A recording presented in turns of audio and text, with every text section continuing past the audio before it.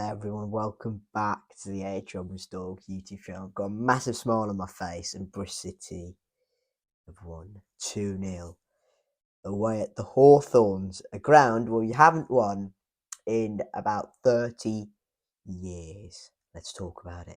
Two changes were made from the starting 11. Anders Weimann dropped out and so did Tommy Conway. Weimann was more rested and Conway more dropped out for Naki Wells. Weimann had been playing more of a 10-ish role, so Matty James came into the team, still Max O'Leary in goal, Viner, Closer, Atkinson, Mark Sykes at right wing back, Alex Scott, Matty James as the captain, Joe Williams, Jada Silva, Antoine Semenyo, and Naki Wells. Albion, this is how they lined up: Palmer in goal, O'Shea, Kelly, Peters, Matt Phillips at right wing back, Jake Livermore, Dale Gardner Hickman, Connor Townsend, Jed Wallace, Brandon Thomas Asante, and Grady Diangana.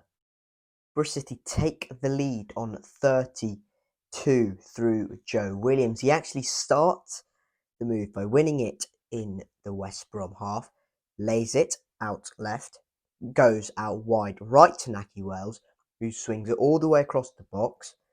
Naki Wells, obviously, puts across the box. Jada Silva's at the back post. No one's marking him. He just has to push it across the box. He does so. Joe Williams makes a late run into the box. He's in the 6-yard area and he pokes it home. And Bristol City, at that point, 1-0 up. And obviously, had a lot of good chances before that. Naki Wells was through after Max O'Leary put a long ball through the Bermudian striker. He slipped at the vital moment, so Bristol City couldn't quite get ahead at that point. Also, City started very well in the game. The opening 5 minutes we were much better than West Brom and really felt like the goal was coming. West Brom had a few chances after that. Matt Phillips could have levelled for Albion, but he hit a shot horribly over the bar. Jake Livermore was booked on 31 and Martin Kelly was booked on 34. But on the brink of half time, Jada Silva wins it off Jed Wallace high up the Albion half, almost tangent or adjacent even to the Albion penalty area, but not in the penalty area. It's on the left-hand side at this point. Jada Silva wins it, gives it to Semenyo, who beats one defender, goes in, has a shot. His shot is, I think, arrowing into the corner, but the keeper has it covered. Naki Wells, though, comes across from the right-hand side in. He's onside. He's not picked up by the Albion defence. Heads it on. Makes it 2-0 on the brink of half-time. At this point, Bristol City have just caught Albion out, quite frankly. And have just made sure they don't get forward and don't have big opportunities, which we did really well throughout the first half. It was actually one of the better first halves of the season. I'd even argue to a certain extent it was the best first half of the season. Really solid performance overall, and felt like we were really on top at that point. And obviously we've seen this a lot of times with City before. It's just, can we actually hold out? We did that towards the end of that first half when we were 1-0 up very well. As well, we dug in, made sure we didn't concede that many big chances, and when a few maybe potential opportunities, goal-scoring opportunities for Albion didn't come around, they just couldn't finish it. As I said, Matt Phillips plays one right over the bar, a few other good crossing opportunities, but overall Bristol City dealt with it very well, and I thought Max O'Leary in goal was really good as well. Came out for everything, any corners, set pieces in general, and he crosses into the box. He was aggressive with them. That's something that's really good.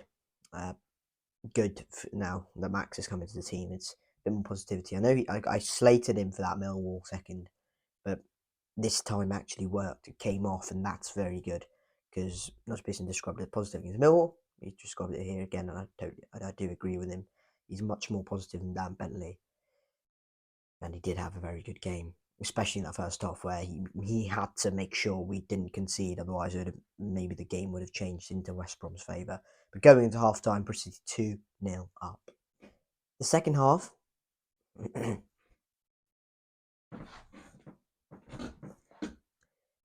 comes around, and nothing too exciting happens for either side, quite frankly. Bristol City made sure their 2-goal lead was preserved for as long as long as possible, and we certainly did that, and thought we deserved to keep a clean sheet as well as winning the game. Brandon Thomas Asante hit the post. It wasn't one of those where it's a clear goal scoring opportunity. It's a difficult header. He diverts it onto the post. Max O'Leary, I think, kind of expects it to go wide, but then kind of angles just into the edge of the post. It's one of those where you go, yeah, he's hit the post, but it's not really a massive opportunity to score. And that was midway through the second half. And John Swift, at the end of the 6 minutes added on, hit the bar as well, but I don't think that would have made much difference for Albion. So they did hit the woodwork twice, but one of them was not really a massive goal scoring opportunity, and the second one was really late on in the game as well. And I thought Bristol City restricted West Brom very well in the game. It was good seeing Thomas Callas back on the pitch, getting some more minutes towards the end of the game. Tommy Conway came on as well for Naki Wells, who had an absolutely brilliant game. He's our top scorer, received now 7 goals, and he's really like excelling in this system with James Scott, Vyman, whoever it is, and Semenyo as well. So with Semenyo, he came off injured, doesn't look that bad. I think he should be okay for Reading away next up. Chris Martin came on. He was there to hold the play up, and he did that excellently. Andy Varman came for Joe Williams as well, and as I mentioned, John Swift came in for Taylor Garner-Hickman, who hit the bar. 3 more subs for Albion. Rogic, Cleary, and Malumbi came on for Matt Phillips, Diangana, and Jake Livermore. None of them tested Bristol City that much. I thought Cleary was bright in how he played when he came on, but I don't think he'd trouble City or Mark Sykes down the right side that much, who I thought was absolutely brilliant, by the way. Mark Sykes, he's definitely up there if we go for man of the match, but I thought Joe Williams should have got man of the match. He did. So, look, very happy with the performance, very happy with the result, and to go somewhere where they have really good quality and win like that, I think that shows testament of how we reacted from Millwall. And surely, yeah, some people argue there's inconsistency, and that's there from last season, which is a bit disappointing, but it was a really good performance, really good result as well. And kudos to Nigel Pearson, because he set us up tactically in a way where we got that result quite comprehensively, in fact. So, what are your thoughts on the game? Let me know down in the comment section below. How do you find Bristol City? And if you're a West Brom fan, I'm sorry, but that was awful. No shots on target. 14 shots, but in the end, I think it was 0.56 xg. I think maybe it wasn't that far. I don't think it's that far off. Maybe it's quite close. I know the xg is quite close, but I just don't know. Well, it's definitely not over 1. It's under 1, but both teams actually. So Bristol City again, clinical. Thank you guys very much for watching this video. Subscribe to the H.Stalky channel for more Bristol City content.